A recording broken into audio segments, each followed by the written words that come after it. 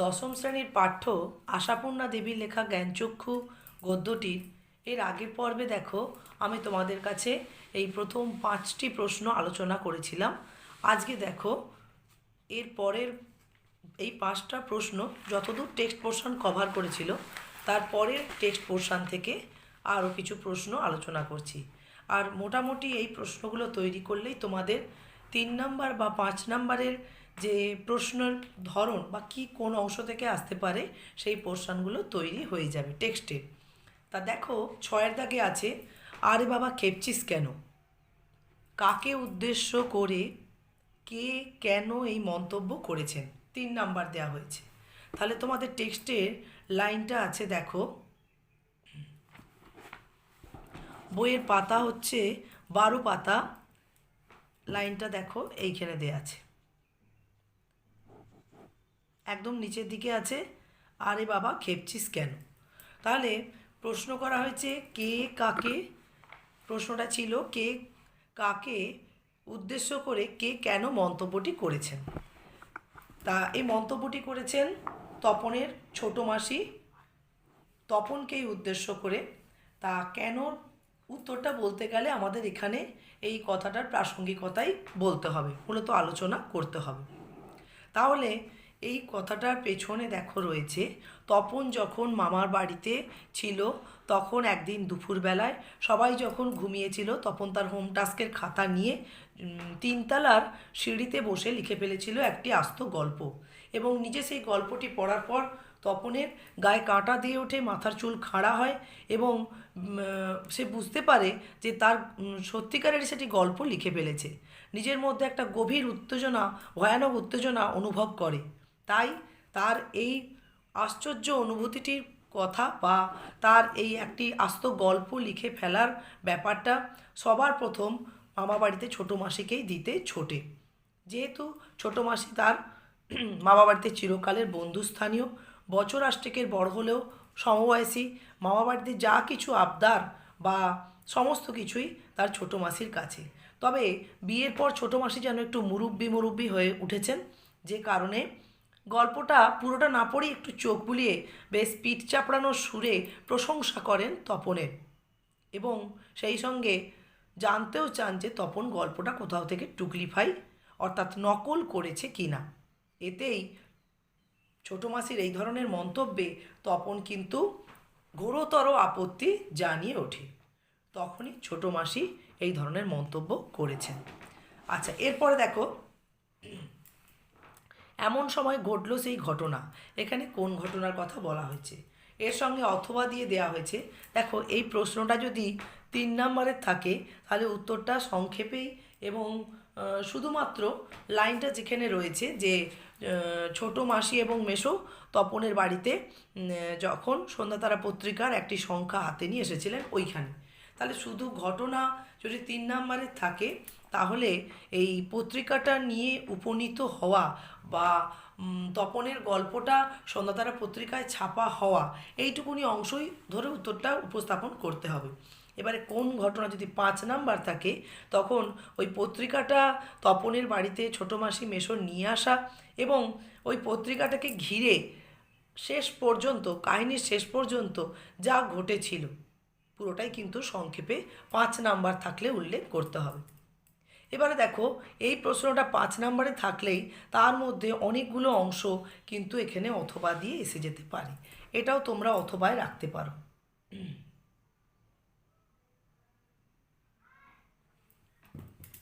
তাহলে বুকের রক্ত ছলকে ওঠে তপনের, প্রাসঙ্গিকতা লেখো 3 নাম্বার। আগে আমি এটা আলোচনা করছি দেখো। তাহলে এখানে উত্তর বলতে গেলে তোমাকে যেমন কোথা থেকে নেওয়া হয়েছে বললে, এরপর আমাদের দুটো লাইন মাথায় রাখতে হবে।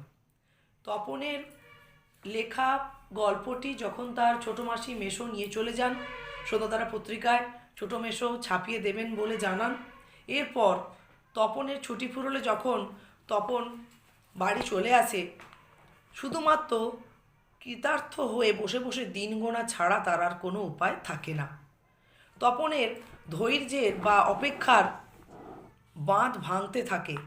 তপন কবে তার লেখা গল্পটিকে আঁটো সাঁটো ছাপার অক্ষরে গাঁথা চেহারাটি দেখতে পাবে সেই আশায় বসে থাকে। কিন্তু ইত্যবসরে দেখা যায় যে বাড়িতে তপনের বেশ কবি, সাহিত্যিক, কথাশিল্পী হিসেবেও নাম হয়েছে। উঠতে বসতে তাকে বাড়ির সবাই ঠাট্টা করে চলেছেন। তপনের মধ্যে এক অদ্ভুত নেশা জন্মেছে যে শুধুমাত্র সে লিখেই চলেছে। গল্প লেখা যেন তার একটা বড় কাজে পরিণত হয়েছে। এরকমই সময় যখন তপন শুধুমাত্র তার লেখার জগতেই বা গল্প বা লেখক হওয়ার ভাবনা নিয়ে পড়ে রয়েছে, হঠাৎ একদিন ছোট মাসি মেসো বাড়িতে আসেন সন্ধ্যাতারা পত্রিকার একটি সংখ্যা হাতে নিয়ে। তখনই তপনের মনের মধ্যে জেগে ওঠে যে এই মনে হয় সুবর্ণ সুযোগ এলো তার লেখা গল্পটিকে ছাপার অক্ষরে দেখার। ফলেই তপনের এই অনুভূত হয়েছিল, বা এ কারণেই তপনের বুকের রক্ত ছলকে উঠেছিল। তাহলে এখানে উত্তর 3 নম্বরে।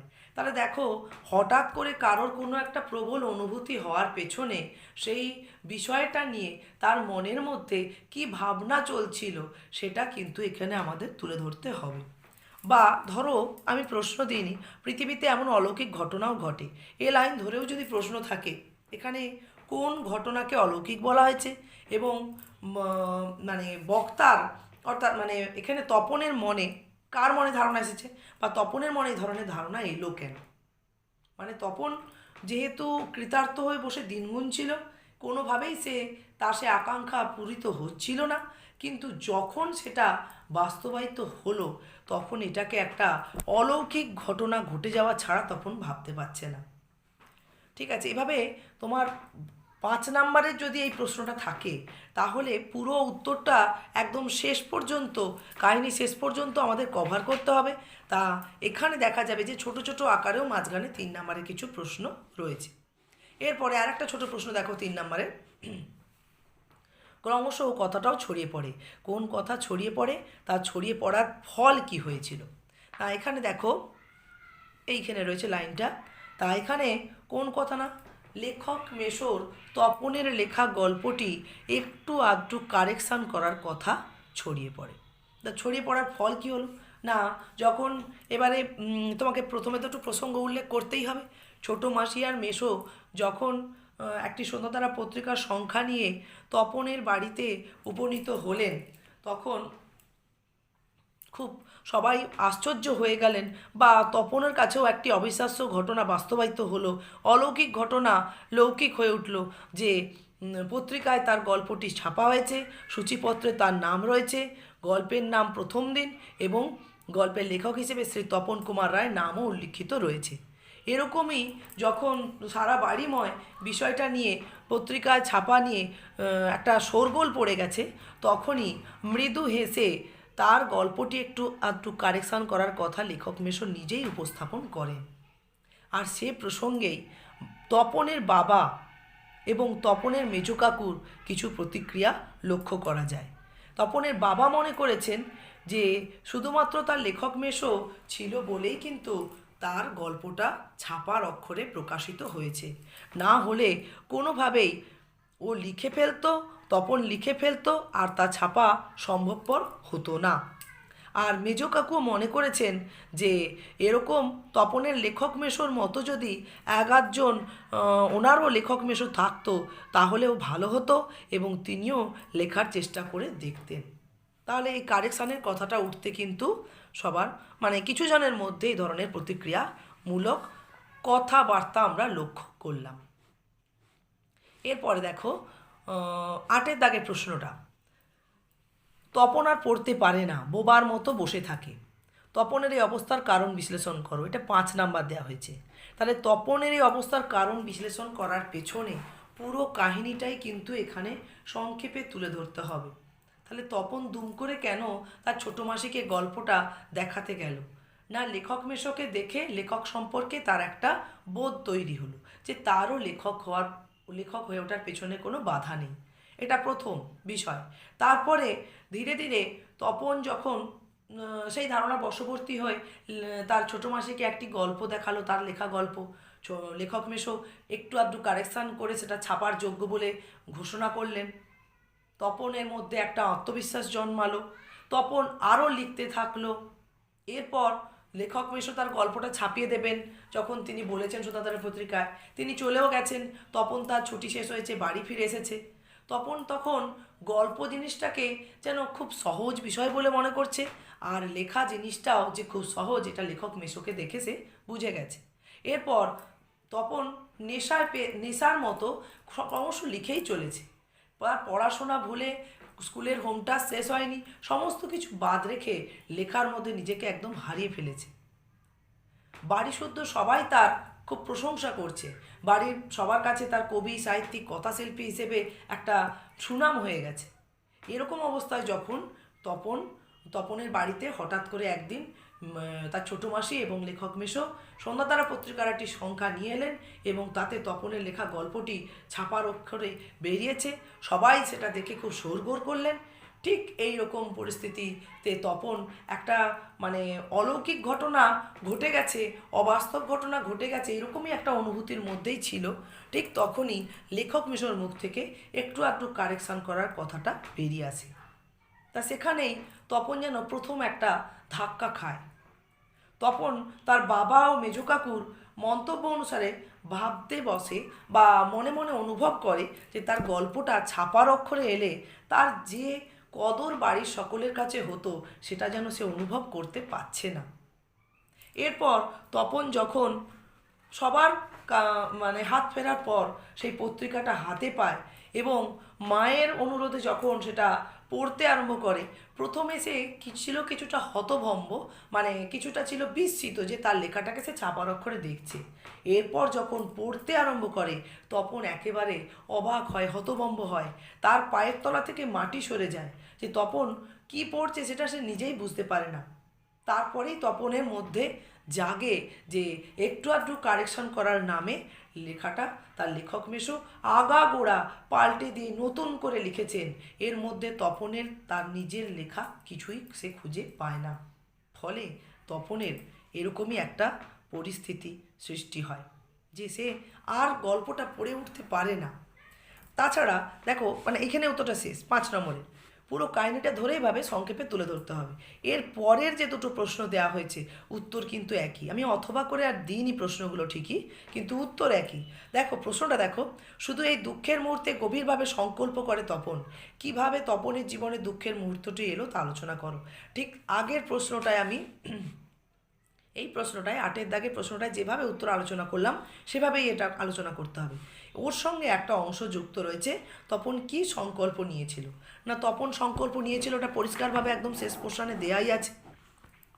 কি সংকল্প নিয়েছিল না, এরপরে যদি কখনো তপন লেখা ছাপতে দেয় তো সে নিজে গিয়ে দেবে।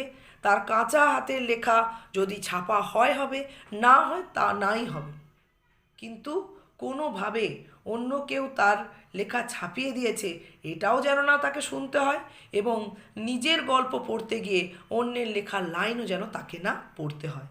সে এই রকম ধরনের দুঃখের বা অপমানজনক দিনের জন্য আর কখনোই বসে থাকবে না। এরকমই একটা সংকল্প তপন সেই গভীর একটা প্রবল দুঃখের মুহূর্তে গভীরভাবে এই সংকল্প গ্রহণ করতে বাধ্য হয়েছিল। আচ্ছা, এটা এইটাও কিন্তু এই সংকল্পর বিষয়টা একদম শেষ প্রশ্নে যেখানে রয়েছে এটা ভালো করে তৈরি করবে, কেননা এটা 3 নম্বরের প্রশ্নে নাই থাকুক, যে কোনো 5 নম্বরের প্রশ্নের সঙ্গে অংশ হিসেবে থাকতে পারে। 10 নম্বরের প্রশ্নটা দেখো, নতুন মেশোকে দেখে তপনের জ্ঞানচক্ষু খুলে গেল। তা তপনের গল্প ছাপা হলেও দেখা যায় তপনের জীবনে সবচেয়ে দুঃখের দিনে তাকে গভীরভাবে সংকল্প নিতে হয়েছে। তা কেন তার জীবনে তাহলে দুঃখের মুহূর্তটা এলো, বা কেনই তাকে এই ধরনের সংকল্প গ্রহণ করতে হলো, তার পেছনে কারণ ও ঘটনার পর্যায়ক্রম আলোচনা করো।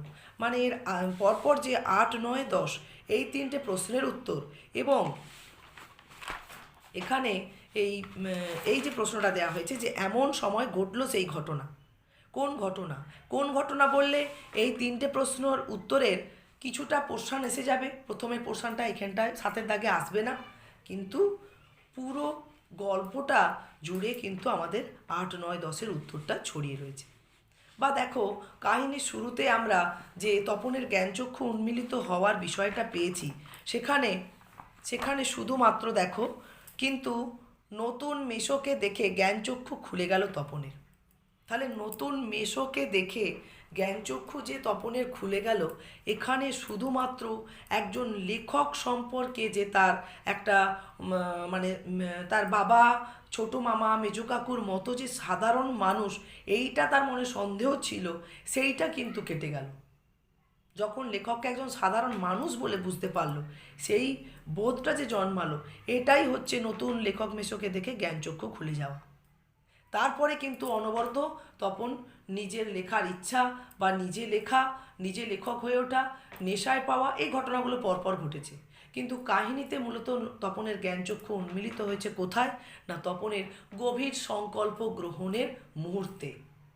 সেখানেই তপনের প্রকৃত জ্ঞানচক্ষু উন্মিলিত হয়েছে কাহিনীতে। তাহলে মোটামুটি তোমরা এই 10টা প্রশ্ন যে দেয়া হলো, এগুলো উত্তরসহ তৈরি করো। তাহলে এই টেক্সটটা, এই গদ্যটা পুরোটা তোমাদের মোটামুটি রপ্ত থাকবে। তোমাদের যদি কোনো প্রশ্নের উত্তরে সমস্যা থাকে, তোমরা কিন্তু আমাকে কমেন্ট বক্সে জানাতে পারো। আমি আবার পরে ভিডিও করে সেই প্রশ্নের উত্তরটা আলোচনা করে দেবো।